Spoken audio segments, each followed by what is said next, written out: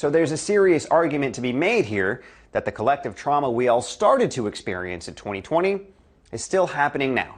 So to help us process what we need to understand moving forward, we're bringing in licensed therapist Lisa Palmer. Lisa, thanks so much for joining us today. Thanks for having me on the show.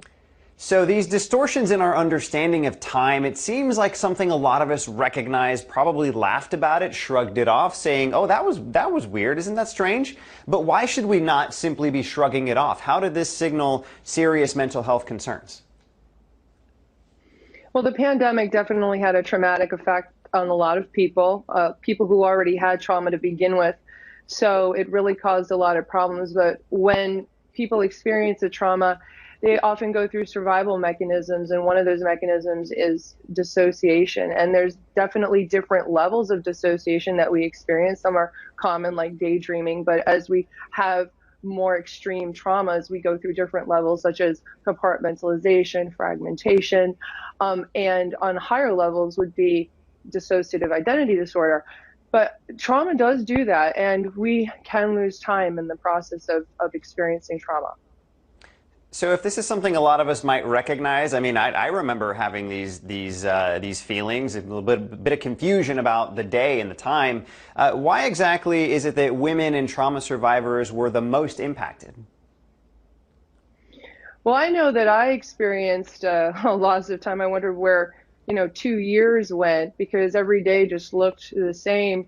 And I did find that a lot of people, not just women, but a lot of people who had experiences with trauma in the past is just compounded upon that, because you have to understand that with the pandemic, people experienced a lack of freedom, they felt trapped, they felt helplessness, and their minds and their brains subconsciously relate a lot of this to experiences that they might have had in the past, where they might have felt traumatized by feeling trapped or not free or unsafe for some different reasons. So when you already have that sensitivity, you're already emotional, and you already have belief systems and experiences within you that already are there, then when you have, another traumatic experience, such as the pandemic, that was a repeated day after day exposure, it can compound that original problem. Yeah, it certainly makes sense when you explain it that way. But with that in mind, are there any kinds of treatments available for this kind of thing? Honestly, therapy, a good therapy regimen is going to be your best bet if you have a lot of extreme symptoms. But what I like to try to tell people, and just maybe some viewers who are watching, and even for myself, is really you just got to really get back out there and start trying to live life again, and try to be in the here and now and build upon positive memories and positive experiences. Because, a lot of people, we live in the past, and sometimes that past will creep up on us and haunt us. But we have to remember that we have to begin to define our circumstances and not allow our circumstances to define us. And we can do that by trying to get in a more positive mental state and living in the here and now to the future, and start defining goals that you want for yourself and your life, and just stop overthinking the past, stop going back. We have to go forward. So stop reliving the past and start taking steps today to live forward. It's actually really nice to hear you say that, because I've been striving since this whole thing started to be grounded, to be present. So it's great to hear that kind of advice. Why exactly is this perception of time and the way we look at it and looking towards the future instead of the past? Do we know the correlation, the link there between doing that and having a better mental health?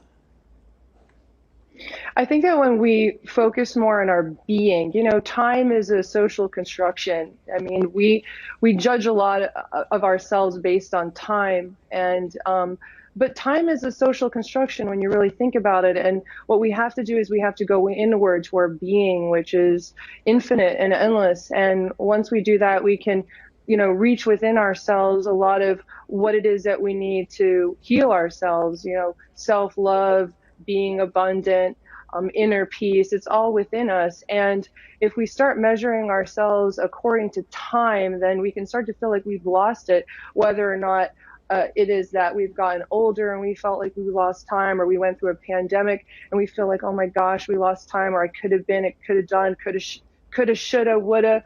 But we've got to be focused on the here and now and go inward to our being. And once we get into that state of abundance, we can manifest great possibilities in our lives. So that's a really fascinating way of looking at it, and I think that could help a lot of people. But there's a challenge here standing in the way, and that's we alluded to it earlier. But this kind of collective trauma that we went through, but we're still kind of going through it now. And I wanted to bring up the APA Stress in America survey said a lot of people felt like it's been a constant stream of crises over the past few years, not just the pandemic. So how can this kind of long-term trauma response impact our mental health? We think it's past and another thing just keeps popping up. Absolutely, and that definitely poses a challenge for a lot of us and as a collective, but I think it also calls us every step of the way to continue to look inward for that sense of peace, much in the way the Zen Buddhists do, and we're kind of being called to that because clearly, our 3D circumstances are pretty much a mess right now. When you're looking at the economy, the pandemic, every other day, it's just something that we have to be worried about and scared about and concerned about. And if we start focusing on that, we become very, very problem saturated.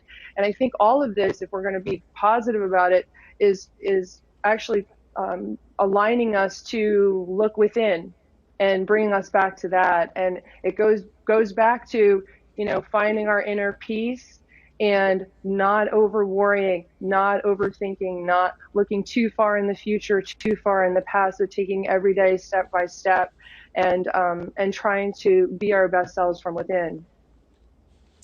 Good advice. A fascinating topic, a lot of concern, but we appreciate you. Licensed therapist Lisa Palmer, appreciate you for coming on to talk to us about it today.